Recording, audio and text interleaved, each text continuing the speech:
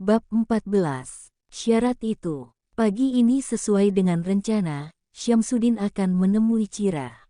Kamu sudah siap? Sudah Tuan. Ayo. Kemana Tuan? Menemui keponakanmu itu. Tuan ikut. Arun mengangguk sambil meninggalkan Syamsuddin yang masih tampak bingung. Kalau Tuan ikut kenapa dia tidak datang sendiri saja, kenapa harus mengutusku, pikir Syamsuddin. Mereka berdua masuk ke dalam mobil menuju rumah Syamsuddin. Belum sampai di halaman Arun sudah menyuruh Syamsuddin berhenti. Stop, perintahnya. Kita belum sampai Tuan. Syamsuddin memperingatkan. Masih ada 2 rumah lagi yang harus kita lalui. Kau pikir aku bodoh? Bagaimana kalau keponakanmu itu melihatku? Oh iya juga Tuan. Syamsuddin garuk-garuk kepala. Kalau begitu saya akan turun di sini, biar urusannya cepat selesai. Tanpa menunggu jawaban, Syamsuddin bersiap membuka pintu. Tunggu, ada perintah lagi Tuan. Pasang ini. Arun menyerahkan sebuah alat yang sangat kecil. Apa ini Tuan? Kamera. Buat apa? Kita tidak sedang syuting kan? Tidak. Ini hanya untuk jaga siapa tahu keponakanmu itu menjelek-jelekkanku di belakang. Tidak mungkin Tuan, saya berani menjamin keponakan saya tidak suka membicarakan orang. Kita tidak tahu ke depannya Syam. Bisa saja dia masih dendam padaku karena aku pecat. Baiklah, Syamsuddin akhirnya mau menerima kamera kecil itu. Pasang ini di baju depanmu. Dan ini di telingamu. Apa yang akan kamu bicarakan akan aku komando dari sini. Ingat jangan bicara macam-macam. Baik Tuan, keponakanku semoga kau tidak membicarakan kejelekan Tuan Arun, doa Syamsuddin dalam hati. Setelah semua siap, kamera terpasang sempurna, Syamsuddin turun dan berjalan beberapa meter ke depan menuju rumahnya. Sedangkan Arun tetap di dalam mobil melihat gerak-gerik Syamsuddin dari kamera yang terpasang di bajunya. Arun cukup puas dengan kerja Syamsuddin. Pak Uwo, sapa Cira yang terkejut dengan kedatangan Syamsuddin. Kamu ada tamu? Oh, ini Vano temanku sekolah waktu di Surabaya dulu. Syamsuddin menjabat tangan pria itu. Alat di telinganya mulai mengeluarkan suara umpatan Tuan Arun. Oh bagus, dia sama sekali tidak sedih karena aku pecat, tidak sedih pisah dari Gio dan malah asyik berpacaran. Tenang Tuan, gumam Syamsuddin. Ada apa Pak Uwo? Kenapa bergumam sendiri? Hehehe, tidak apa-apa. Tiba saja aku teringat pekerjaan di kebun. Oh, silahkan duduk Pak Uwo. Aku buatkan minum, ucap Cira. Ia melihat ke arah Vano yang masih terdiam. Oh ya, kamu mau pulang kan Vano? Aku ada yang garis bawah. Belum selesai Vano berbicara sudah dipotong oleh Cira. Aduh maaf ya, sepertinya ada hal yang penting yang mau disampaikan Pak Uwo padaku. Benar kan Pak Uwo? Cira memberi kode agar Syamsuddin mau bekerja sama dengannya. Iya benar. Pembicaraan yang sangat penting. Baiklah kalau begitu aku akan pulang, lain kali aku akan mampir. Iya, lain kali kalau mampir ajak Sekar sekalian. Vano tersenyum pahit, wajahnya tidak senang dengan kehadiran Syamsuddin. Setelah Vano pergi Cira membuatkan secangkir kopi untuk Pak Uwonya. Syam. Iya Tuan, jawab Syamsuddin lirih. Kenapa ucapanmu pelan, aku tidak dengar. Ini agar keponakan saya tidak curiga Tuan. Baiklah, apa hubungan keponakanmu dengan pria tadi? Kau tahu? Tidak Tuan, ini pertama kali saya ketemu. Nanti akan saya tanyakan, jawab Syamsuddin. Cira datang. Hei, berani kau memerintahku? Syamsuddin hanya diam saja walaupun di telinga penuh suara amukan dari Arun. Diminum Pak Uwo. Mumpung masih panas. Syamsuddin menyeruput kopi panas di depannya. Siapa pria tadi? Itu pria yang dituduhkan Tuan Arun punya hubungan denganku, jawab Cira. Bagaimana bisa orang seperti Tuan Arun yang berpendidikan tinggi bisa berpikiran dangkal seperti itu? Syamsuddin terkejut dengan perkataan Cira. Pelan-pelan minumnya Pak Uwo. Tidak, aku tidak apa-apa, jawab Syamsuddin. Cira lebih baik kita jangan bawa nama Tuan Arun. Oh tidak bisa Pak Uwo, jawab Cira berapi-api. Pria arogan itu harusnya mendapat pelajaran, enak saja memecat orang tanpa memberitahu letak kesalahannya apa. Cira, tenang. Sudah. Syamsuddin panik. Aku belum selesai Pak Uwo, tidak hanya itu saja. Melihat wajahnya yang menyeramkan hampir saja dulu aku mengira dia preman. Sikapnya sama sekali tidak berperi kemanusiaan. Cira, ayo kita bicara yang lain saja. Tunggu dulu Pak Uwo. Wajahnya yang sedingin es di kutub utara, aku jamin tidak ada wanita yang akan mendekatinya. Pantas Gio tidak mendapatkan kasih sayang. Mungkin juga ia akan menduda sampai tua.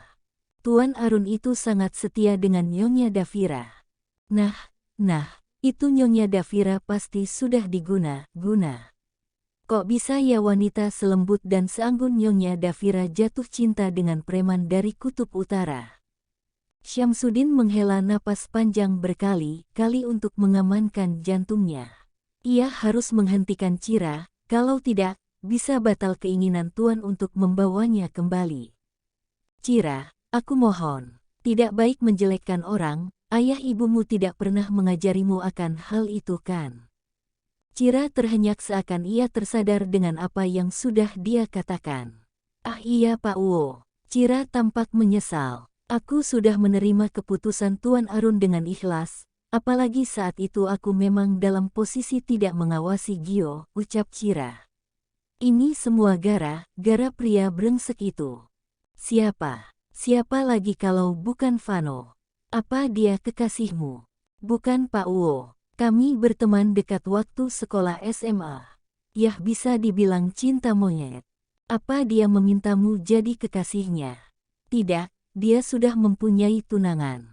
Sekar namanya. Dia juga temanku waktu sekolah SMA dan mereka berselingkuh, ucap Cira. Entah kenapa tiba saja dia seperti mendekatiku lagi, aku malas. Hati Cira dengan pria seperti itu. Iya Pak Uwo, oleh sebab itu aku memutuskan untuk pulang ke Surabaya saja karena tidak mau jika Vano bolak-balik kemari. Mungkin di Surabaya aku bisa mendapat pekerjaan lagi. Syamsuddin tersenyum. Nah kebetulan sekali Cira. Sebenarnya maksud kedatanganku kemari menyampaikan pesan dari Tuan Arun. Pesan? Yah beliau meminta maaf karena sudah menuduh dan memecatmu. Tunggu, kenapa dia tidak kemari sendiri Pak Uwo? Itu, karena masih sibuk, dia mengurus tuan muda dan perkebunan sendirian. Syamsuddin beralasan. Sama sekali tidak tulus, ucap Cira. Sudah kamu jangan terlalu keras kepala. Tuan sudah ada niat baik untuk meminta maaf, itu jarang ia lakukan pada pekerjanya.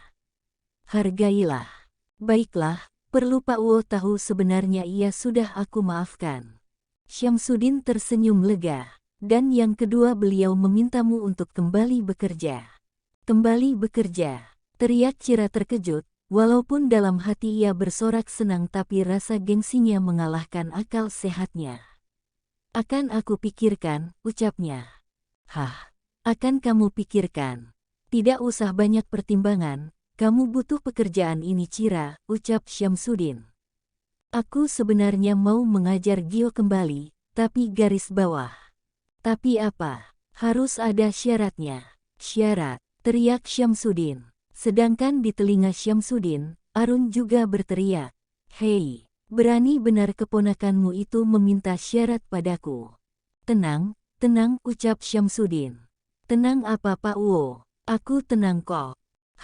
Syarat apa yang kau minta? Cira tersenyum. Tuan Arun harus mau mencukur kumis, brewok, jambang atau apalah itu yang tumbuh di wajahnya sehingga tampil bersih. Oh ya satu lagi rapikan juga rambutnya yang gondrong. Syamsuddin menelan ludah. Karena Arun yang mendengar syarat itu marah besar. Kurang ajar, siapa dia berani menyuruhku? Bentak Arun. Kau pulang saja. Aku tidak usah menggunakan keponakanmu itu lagi. Tenang, itu demi tuan muda, gumam Syamsuddin sambil mengelus-elus dadanya yang tambah sesak. Ia berkata seperti itu untuk Arun di seberang sana. Pak Wo ini kenapa sih? Dari tadi tenang. Aku tenang Pak Wo dan memang aku mau kembali itu juga demi Gio.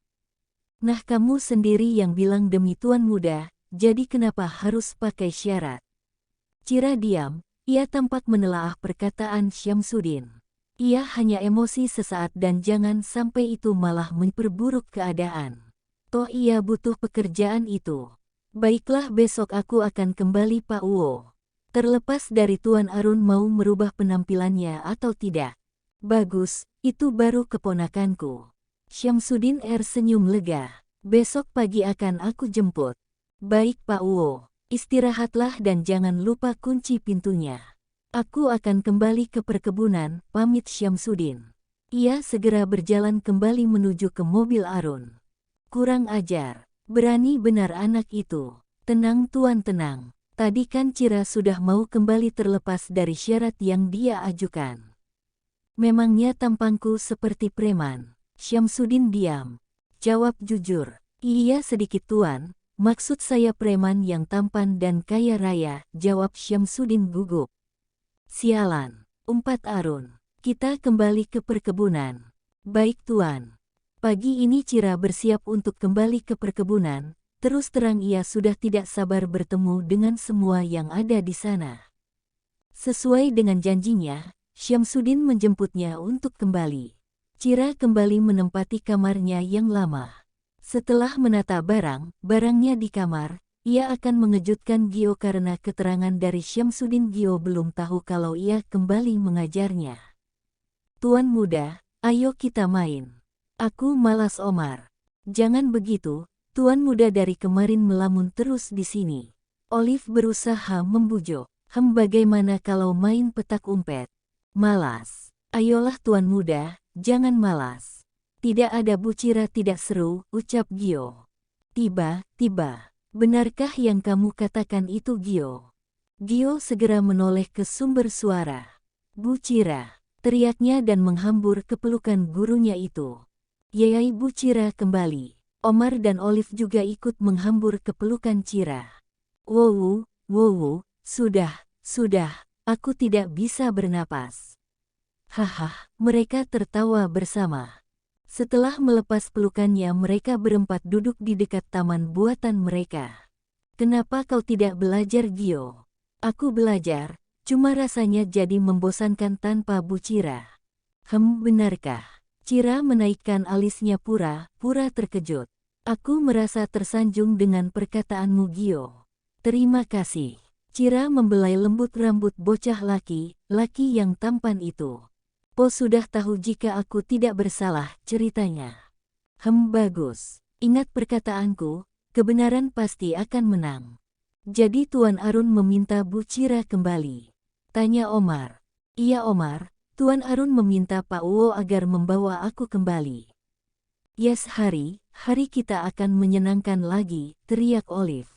Ayo kita mulai belajar Bu Cira, pinta Omar. Sebenarnya aku mau menemui Tuan Arun dulu. Bu Cira mau menemui Po. Iya Gio, aku harus mengucapkan terima kasih pada ayahmu.